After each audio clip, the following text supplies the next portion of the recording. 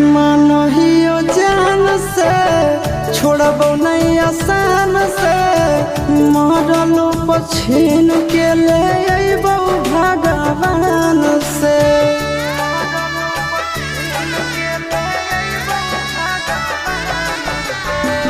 मानहियो जान से छोड़बो नहीं आसान से मरलो पछीन के ले अइबो भगवान से।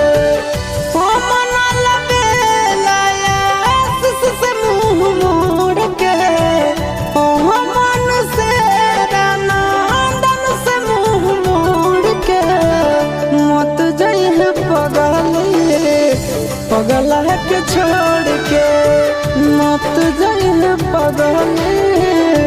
पगला के छोड़ के।